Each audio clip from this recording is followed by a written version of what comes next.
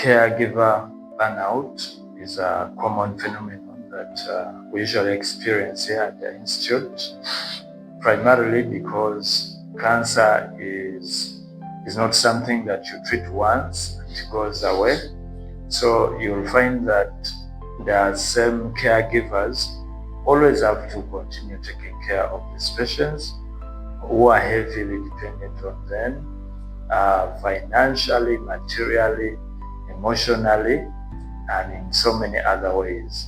So the mental health of our caregivers usually is heavily impacted, and if not carefully addressed, you may find that caregivers are becoming maybe depressed and abandoning patient care.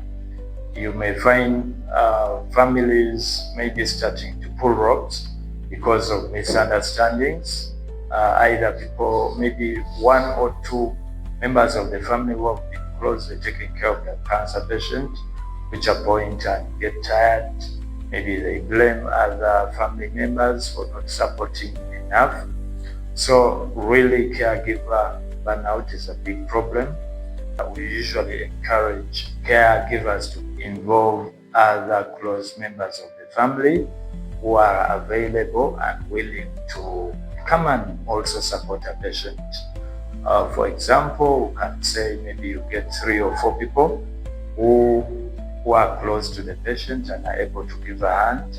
Probably you can come and take care of a patient maybe for a week or 2, and then you change over again so that another person comes in and also gives a hand. So in that way, you will be protecting yourself from burnout so that patient care continues as it should really continue. But stigma is still a big problem in our community as in regards to patients with cancer. Why does stigma come in? Stigma usually comes in because people are not fully informed with the right information about cancer. For example, some may think that somebody has gotten cancer because of evil spirit or demon possession. Others may think this is a curse that has been imposed on somebody. Others may as well think that the cancer might get them, might spread from the patient to them. How can the caregivers be supported so that we are able to overcome the stigma? One is by seeking the right information from the experts. For example, the health workers here at the Institute who give primary care to these cancer patients. Usually we know the information and we know what usually causes most of these cancers. We know how they come about. So we can always share that information with the primary caretakers, maybe who come along with these patients so that they get the right information.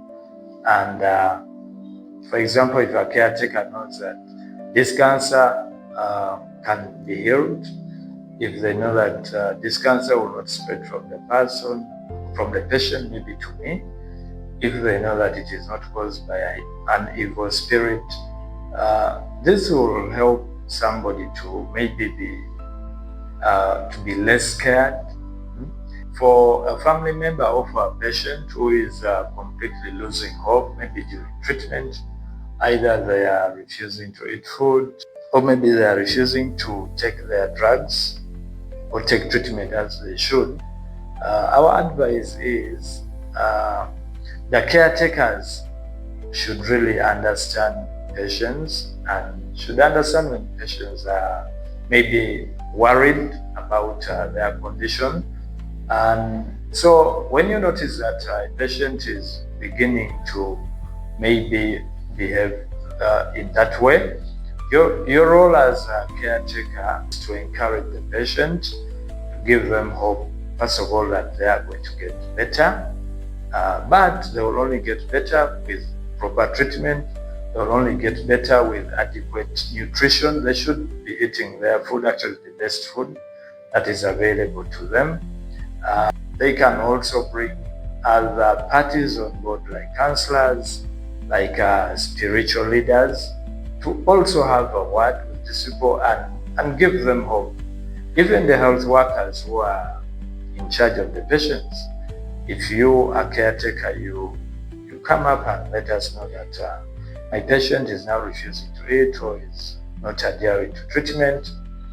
We can also have a one-on-one with such a patient. We give them hope. We encourage them to take the treatment, to take the food, because we know all these things are interlinked. And if a patient has understood that, they're going to have hope. They're going to be strong mentally to continue with their treatment, and that will lessen your work as a caregiver.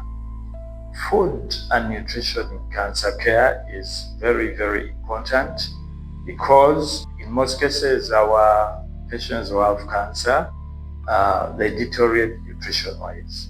You may find that you have a cancer that is making you either not be able to feed, or maybe to not fully taking your food as you should be taking.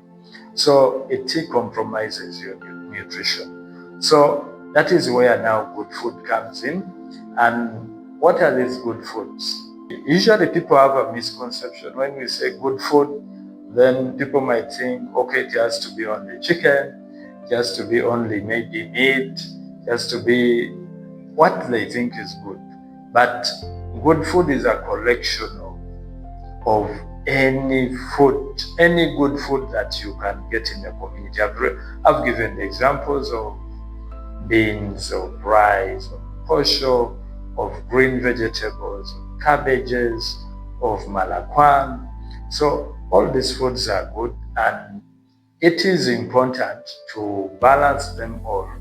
For example, let's say in a week you can at least make sure a patient has eaten some beans, make sure a patient has eaten some green vegetables, make sure a patient has eaten some fruits. So when you balance all this, and then that is our good food. And it also depends on what a patient is able to afford as a family. It's not, there is no one single rule that it has to be this and only this. Depends on what the patient is able to get. But what usually we discourage highly fatty foods, maybe foods that are extremely rich in fats. For example, maybe you want to be giving a patient chicken all the time. You want to be giving them maybe meat all the time. You want to be giving them maybe only pork all the time. So that one in itself, it's not good to give it. Yes, you can give, but once in a while in a controlled, regulated manner. There's another misconception that maybe patients who are battling cancer should not take sugar, should not maybe take salt, should maybe not take, there are several foods that the community out there may think that cancer patients should not take. But that is not true. The cancer patient, unless maybe they have other conditions like diabetes, that is when we will say probably reduce on the sugars you're taking. But it's okay for them to take sugar. It's okay for them to take milk. It's okay for them to take tea. Obviously, there are drinks we discourage, especially these fast foods from maybe the supermarkets. Maybe, actually, we call them ultra-processed foods. For example, foods like biscuits, foods like sodas, foods like processed juice, pre-packed juice. Those foods are not very good for a cancer patient, and usually we discourage them. So that is why we encourage cancer patients to take in the normal foods that are locally available at home. Examples of whom we've given, like chicken, like beef, like posho, rice, green vegetables. These are very good foods, and those are the foods we recommend for our patients to be taking to guarantee good nutrition and recovery. As a person who is watching this very informative interview, I will encourage you to continue checking your health regularly to make sure that you are still healthy. Because as you realize, most of the time these cancers are silent, and if you don't continue checking your health as you should, by the time the cancer is becoming evident on you, it might be late. But if you had maybe checked probably 6 months or 1 or 2 years earlier on, this cancer could have been gotten early and easily treated. That is for you who has maybe not yet acquired cancer. It is important to keep checking your health uh, to make sure that you're healthy. And then for you probably who unfortunately already has been diagnosed with cancer, I will encourage you not to lose hope. I will encourage you that you have friends who have recovered from this cancer, who have gone through the same treatment that we are currently giving you or that you're currently receiving, and have been healed and have improved.